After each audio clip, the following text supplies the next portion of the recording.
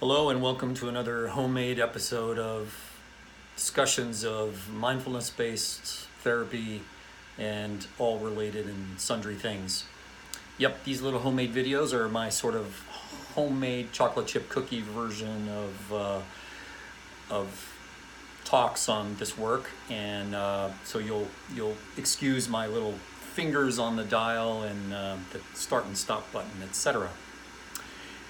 So, question people often ask, and wisely so, is why are we meditating again?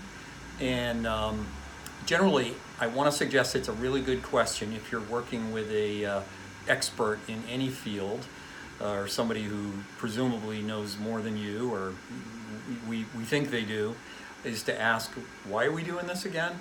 Because I don't think you want to give your power over to anybody that says, oh, you should meditate, and you just sort of follow along like a good student, not asking any questions. Ask the questions. Questions are good. So, why do we meditate? It depends. Or another way to say it is there's a lot of different benefits and intentions related to meditation. So let's go over some of the most common ones. First, meditation is often practiced by, say, bringing your attention to your breath. So you take your attention and you bring it to your breath, and then you notice it wanders away and you bring it back to your breath. It's a basic, kind of mindfulness meditation. Great. So when we do that, we're doing it to get more control of the mind. The mind is often very discursive, meaning it's jumping here, it's jumping there, it's jumping into stories and narratives, worrying about things in the future that it's not really helpful to worry about, going back into the past in a way that's only kind of stressing you out or making you sad.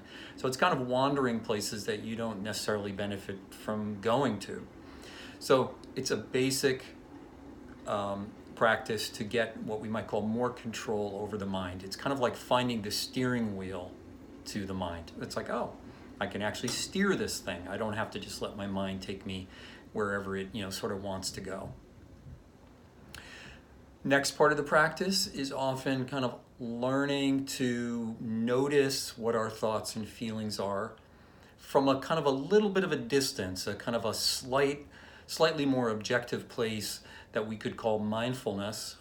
Mindfulness often defined as present moment awareness without judgment or without struggle or with acceptance.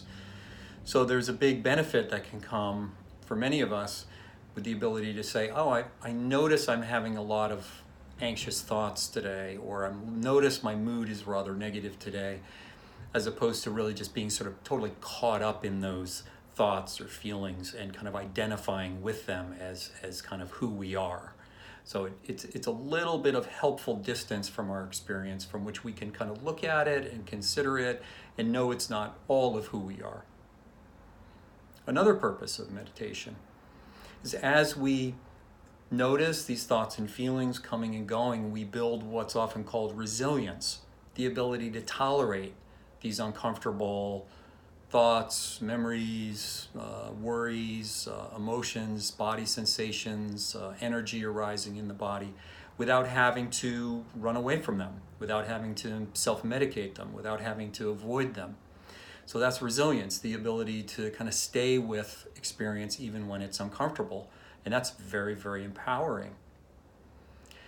And then another maybe less discussed purpose of meditation, if you will, is to find what is sometimes called, or to experience what is sometimes called the refuge inside of us.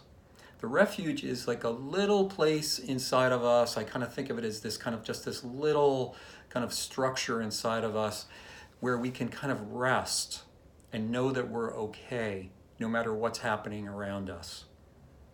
So as we meditate, for example, we may notice, oh, busy mind, I can't get my mind to focus. It's just thinking the 10,001 thoughts. No control over my mind.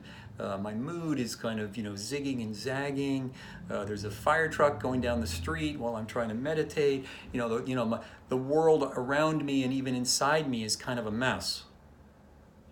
But that too doesn't have to define us. That's kind of sometimes described as those are the conditions that you find yourself in.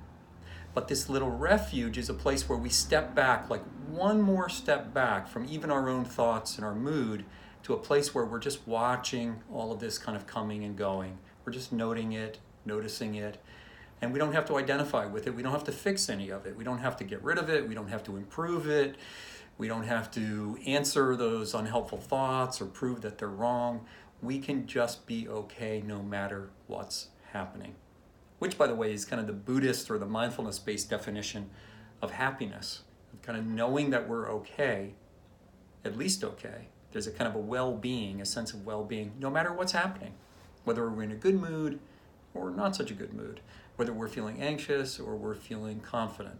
Whether it's cloudy out or sunny out, whether we're popular or unpopular, whether your close friend or your partner is currently annoyed with you or they think you're great.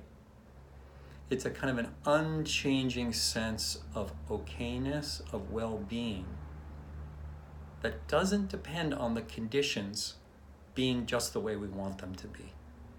And so finding that refuge, finding that just little sense of like, I'm okay in this moment, despite the 79 different problems and afflictions and obstacles that are present in this moment or in my current life situation, I know that I'm okay. And that's maybe the most important reason to meditate, is to kind of find that place inside where we don't have to fix anything, where we have self-acceptance, where we know we're okay.